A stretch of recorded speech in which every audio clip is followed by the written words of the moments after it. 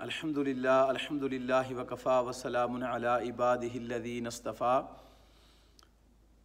अम्मा बाद फ़अऊज़ु बिल्लाहि मिनश्शैतानिर्रजीम बिस्मिल्लाहिर्रहमानिर्रहीम या अय्युहल्लज़ीना आमनू कुतिबा अलैकुमुस्सियामु कमा कुतिबा अलल्लज़ीना मिन क़ब्लिकुम लअल्लकुम तत्तक़ून सदक़ल्लाहु मौलानल अज़ीम। अस्सलातु वस्सलामु अलैका या सय्यदी या रसूलल्लाह व अला आलिका व अस्हाबिका या सय्यदी या हबीबल्लाह। ख़वातीन व हज़रात, अस्सलामु अलैकुम व रहमतुल्लाहि व तआला व बरकातुहू। रमज़ानुल मुबारक का दूसरा अशरा जारी उसारी है और ये रमज़ानुल मुबारक में दूसरा जुमातुल मुबारक है।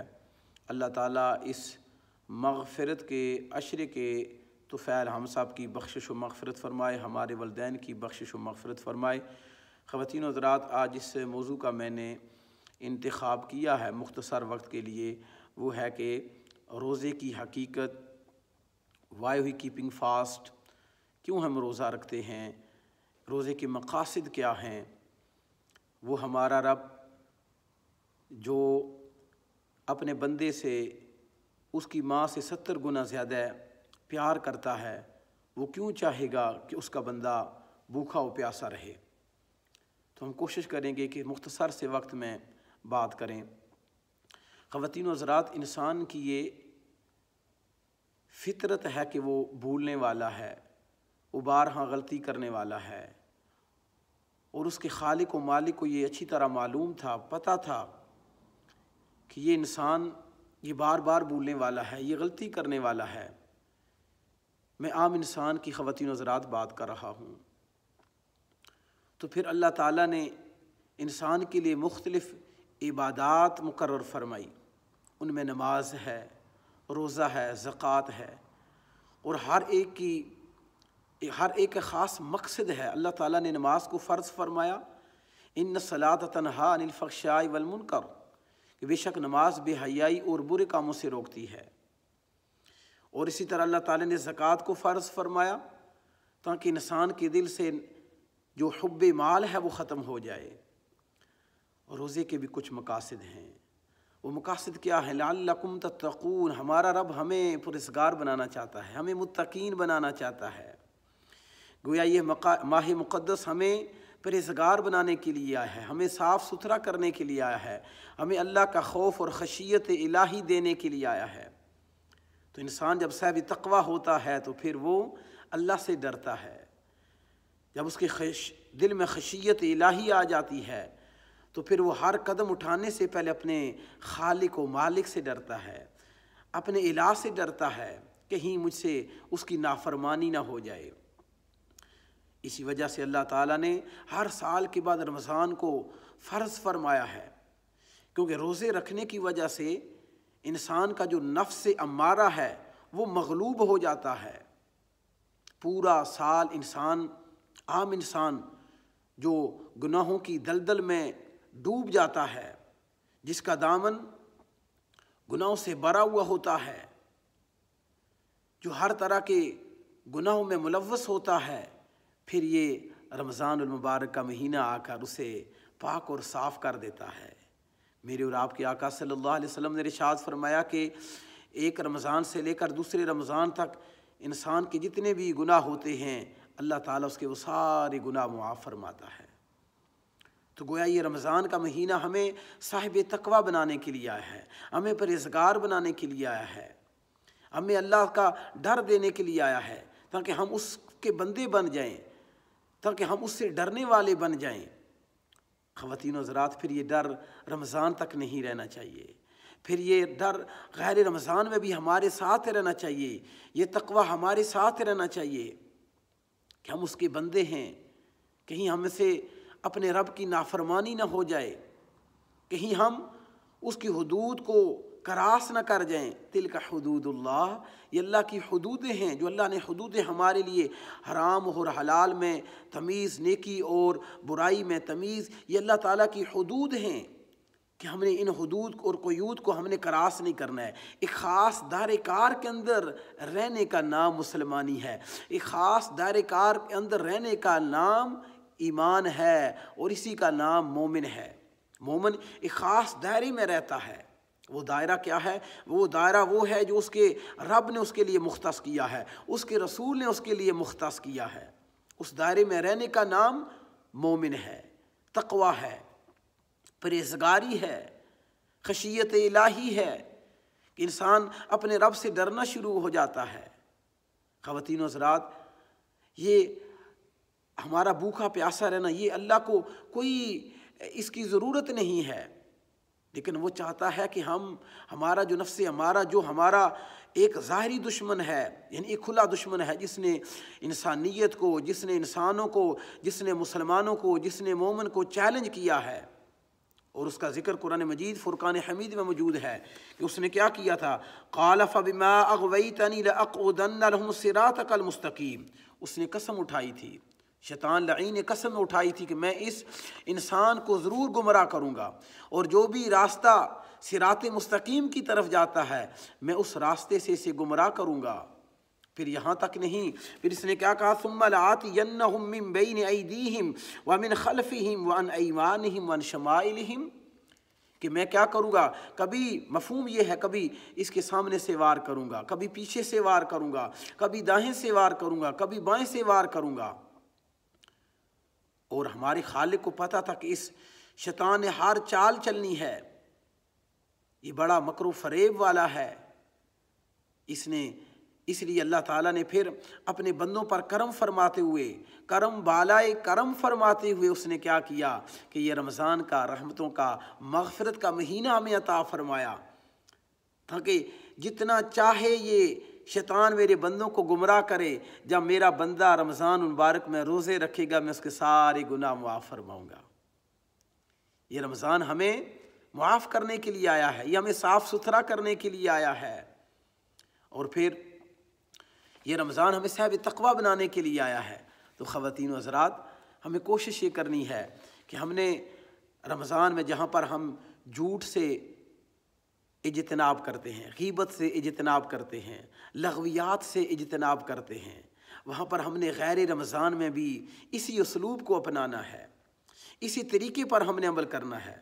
وہ کسی انگریز نے ایک تنزیہ طور پر کسی مسلمان کو کہا تھا کہ تم مسلمان کتنے خوش نصیب ہو کہ تمہیں صرف ایک مہینے میں تم جھوٹ نہیں بولتے ہو، ایک مہینے میں تم دھوکہ دہی نہیں کرتے ہو۔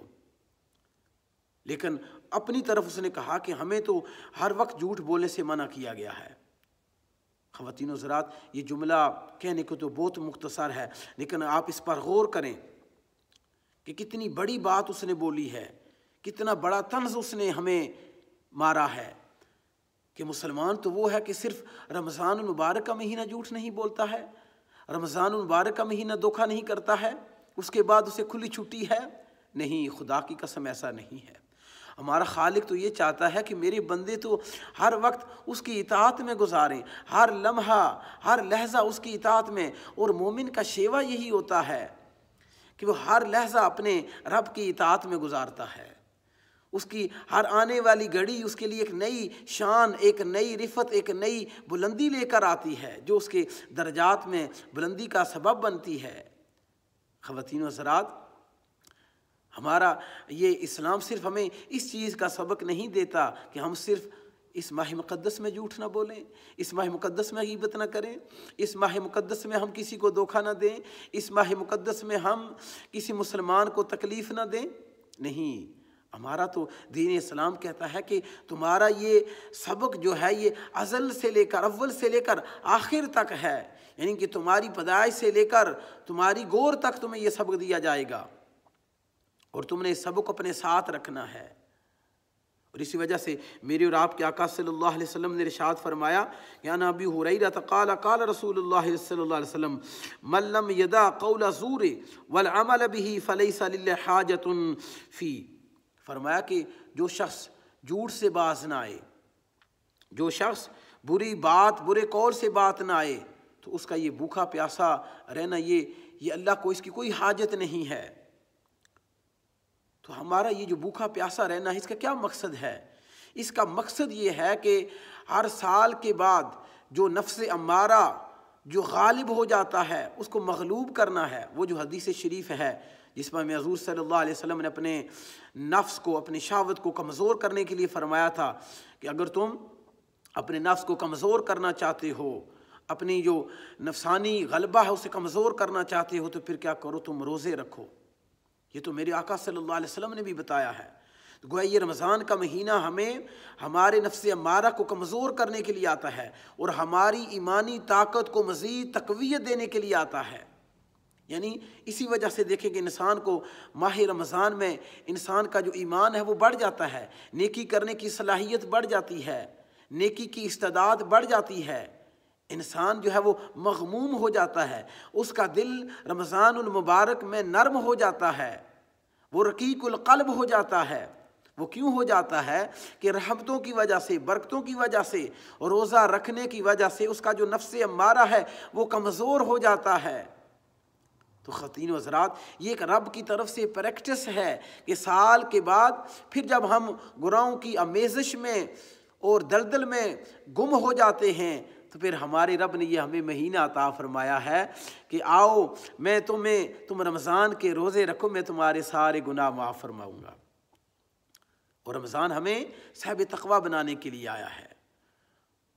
اور اگر کوئی روزے رکھ کر بھی اس مہینے یا غیر رمضان میں بھی، یہ بڑی خاص بات میں کہنے جا رہا ہوں جو آج کے اس ہمارے درس کا خلاصہ ہے، حاصل کلام ہے، وہ حاصل کلام یہ ہے، اگر کوئی شخص روزہ رکھ کر بھی جھوٹ سے باز نہ آیا، اگر کوئی شخص روزہ رکھ کر بھی غیبت سے باز نہ آیا، اگر کوئی شخص روزہ رکھ کر اقربا پروری کرتا رہا، اگر کوئی شخص روزہ رکھ کر جو اس کے لیے حدود اور قیود اس کے خالق اور مالک نے اس کے لیے مقرر کی تھی، تلک حدود اللہ، اگر اس نے ان حدود و قیود کی پاسداری نہ کی، اگر اس نے رمضان گزارنے کے باوجود، روزہ رکھنے کے باوجود وہ عدل نہ کر سکا، وہ انصاف نہ کر سکا، وہ مسلمانوں کے حقوق مارتا رہا، وہ مسلمانوں کے ساتھ دھوکہ دہی کرتا رہا۔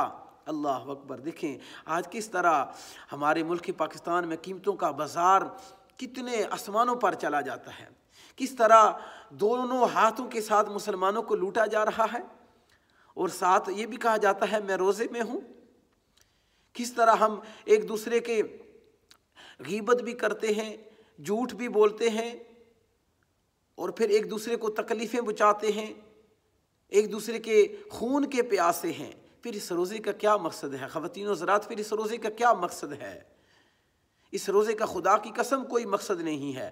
اگر آپ اور میں روزہ رکھ کر اگر ہم مسلمانوں کو تکلیف دے رہے ہیں، ہمارے جسم سے، ہمارے ہاتھوں سے مسلمانوں کو تکلیف مل رہی ہے، تکلیف کی بہت ساری صورتیں ہیں نا، جیسے کہ میں نے عرض کیا کہ بازار کے اندر اگر ہم جو ناپ تول ہے اس میں کمی کر رہے ہیں، دودھ میں پانی ملا رہے ہیں، اگر عورت روزہ رکھ کر اپنے خاوند کے حقوق ادا نہیں کر رہی ہے، اور اسی طرح اگر کوئی روزہ رکھ کر وہ کیا کر اپنے پڑوسیوں کو اذیت دے رہا ہے، روزہ رکھ کر اگر اس کے دل میں بغض اور کینہ ہے، اگر روزہ رکھ کر اس کے دل میں ابھی بھی منافقت اور اس کا دل جو ہے وہ بغض سے بھرا ہوا ہے، لبریز ہے، تو خدا کی قسم اس روزے کا کوئی فائدہ نہیں ہے۔ یہ ایک فارمیلٹی ہے، یہ صرف ایک اپنے آپ کو بھوکا اور پیاسا رکھنا ہے۔ رمضان کا یہ مقصد نہیں تھا، رمضان کا مقصد یہ تھا کہ رمضان تو ہمیں صاحب تقویٰ بنانے کے لیے آیا ہے۔ یہ جمعۃ المبارک، یہ ماہ رمضان، یہ اللہ تعالیٰ نے ہمیں انعام کے طور پر، ہمارے گناہوں کی معافی کے طور پر ہمیں عطا فرمائے ہیں کہ ہم اس کے سامنے تائب ہو جائیں، توبہ کریں۔ خواتین و حضرات، اگر آج ہم روزہ رکھنے کے باوجود ہماری زبان سے لوگوں کو تکلیف مل رہی ہے، ہمارے ہاتھوں سے لوگوں کو تکلیف مل رہی ہے، ہمارے قول اور فعل سے لوگوں کو تکلیف مل رہی ہے، تو میں خدا کی عزت کی قسم اٹھا کر کہتا ہوں کہ پھر اس روزے کا جو مقصد تھا وہ اسے ہم نہ پا سکے۔ لیکن اگر کوئی شخص نماز پڑھتا ہے، جھوٹ بولتا ہے، برے کام کرتا ہے، تو قرآن تو کہہ رہا ان الصلاۃ تنہی عن الفحشاء والمنکر، کہ نماز تو بے حیائی اور برے کاموں سے روکتی ہے۔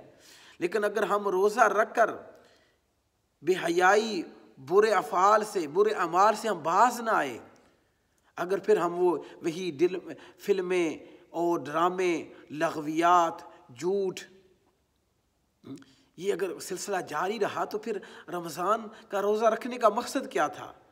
غریبوں کے حق پر ڈاکہ، یتیموں کے حق پر ڈاکہ، مسکینوں کے حق پر ڈاکہ، بہنوں کے حقوق ہم نے غصب کر رکھے ہیں، رشتہ داروں کے حقوق ہم نے غصب کر رکھے ہیں، کہاں کہاں ہم ظلم نہیں کرتے ہیں۔ خواتین و حضرات، صرف مارکیٹ میں جا کر دیکھیے کہ آج خرد و نوش کی قیمتیں کہاں پر ہیں۔ کیا یہ ہم مسلمانوں کے حقوق نہیں مار رہے ہیں؟ کیا یہ ہم ناپ تول میں کمی نہیں کر رہے ہیں؟ کیا یہ ہم اللہ تعالیٰ کی جو حدود ہیں ان کو ہم پامال نہیں کر رہے ہیں، ان کو ہم کراس نہیں کر رہے ہیں؟ خواتین و حضرات، یہ سارے سوال ہیں۔ تو اگر ہم رمضان المبارک کو پا کر بھی اپنی بخشش نہ کروا سکے، اپنے مقاصد کو حاصل نہ کر سکے، تو یقین جانیے گا یہ بھوکا اور پیاسا رہنا یہ لامعنی ہے، بے فائدہ ہے، لا حاصل ہے۔ تو اللہ تعالیٰ کی بارگاہ میں ہم دعا کرتے ہیں کہ اس دوسرے عشرے کے طفیل، اس جمعۃ المبارک کے طفیل، مالک القدس ہماری بخشش فرما۔ یا اللہ ہمیں رمضان کی لذت عطا فرما، رمضان کے روزوں کی لذت عطا فرما، ہماری بخشش فرما۔